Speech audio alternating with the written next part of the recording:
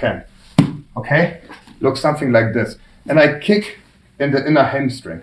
Okay, I'm not just doing this, I really kick up. The higher I kick, the better the Uchimata will be.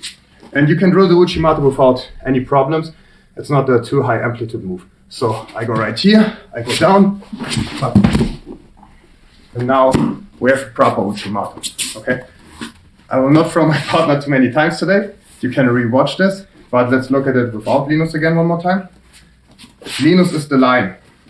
I move him, I go to the same direction where his foot is, I switch, I hip check, and then I can go up. Let's do it one more time, maybe from here. So, Linus is a big boy. If you drill it on someone your size or a little bit lower, just so you can practice it in the beginning. It can be frustrating if your partner weighs more and your technique is not there yet. So, let's do it from this line, so everybody can see. Yeah, perfect. I move my partner, I go in, and now I can throw my partner with a nice Uchimata. Okay, so now we will look at the Uchimata from Mercy grips. I probably will not repeat the Uchimata millions of times. I will show you what to do before it. Just watch it back, it's the same technique. Okay, understand the difference between the Mercy grip and the wrist grip. The Mercy grip can go 50-50. So if he moves me, yeah, I will not go for an Uchimata if he moves me against my will, if this makes sense.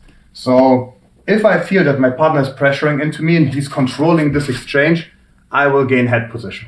So we talked about this already. If I feel that I can't move my partner against his will, but he can do it with me, I will try to somehow gain head position, disengage, or try to get the wrist grip, okay? But we also want to be good from the Mercy grip. So I believe I showed this in every instructional so far, but we can win the Mercy grip by going perpendicular against my partner. So this is 50-50, but if I go down or if I go up, for example, I can crunch the fingers of my partner. Wagner Rocha is pretty good at stuff like this.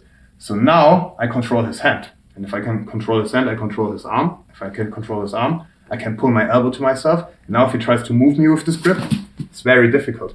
So now I can move him. And if I feel that I can move him, I can do all the stuff that we talked about. I can apply pressure. I can start to pull my partner. I can hip check. And if I see that the hip check is successful, I can go in again to the Uchimata, jump into my partner, and throw him down. Okay, so, fuck, I did it again, sorry. The same thing as before, but it's about controlling the Mercy grip. If you feel that your partner is controlling the Mercy grip by pulling your hand away or by pushing into you, yeah, exactly. I will not fuck around here. I will try to break the Mercy grip and gain the wrist grip, or I will try to gain head position. And now if he tries to push into me with the Mercy grip, it's difficult. And now maybe I gain it back. Now I can move my partner again. If he fights this, I can pull him again. Now I can hip check again. If I feel that the hip check is successful, I go as close as possible to my partner, and then I jump into him and finish the Uchimata. So from now on, I will show everything. You get how to do the Uchimata. Most important thing is in the section before, and understand that if your partner controls the Mercy grip, sometimes we need to back out. So now we will talk about one of the strongest grips that you can use for the Uchimata. I call it the side heave grip, just because I saw it from Buvaisar. Buvaisar is one of the greatest wrestlers of all time. And if he throws you with this, it's done. And let me explain why it works so well. So it's basically like a Kimura grip, and you control the hand of your partner. This is one of the stronger of balances from the upper body. Look, even if I don't hip check and my partner tries to be upright, just because I control the upper body with this grip, I can just walk in front of my partner and break his posture. And I believe I didn't talk about this yet, but you can throw your partner pretty easy with the Uchimata, not only by unweighting the leg, but also by putting his head below his hips. So the more I can bring his head below the hips, the easier it will be for me to bring my partner forward. And now imagine you have a strong whizzer kick, Uchimata, my partner will fly. So, if we can maintain this grip or get this grip, I can use this to push it into him. And again, think about the cross-face motion that we talked about, to not use the shoulder, but to use your whole body weight. Okay?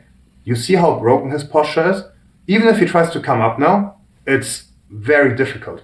We still don't want to wait too long if we have this grip. We go and then we kick.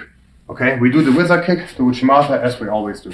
So I control the wrist, he tries to push into me, I have the Kimura grip, I push my partner, and now I hip check, and I bring my partner down. If I can hold on to the grip, I will hold on to the grip. Okay? But understand that it's not always realistic to hold on to the grip. It depends on how much your partner understands that he's in danger and how slippery it is. Now it's not slippery, so if I hold it and I connect my elbow to myself and I push it into him, it will be difficult for Linus to escape. But even if midway I catch it and he understands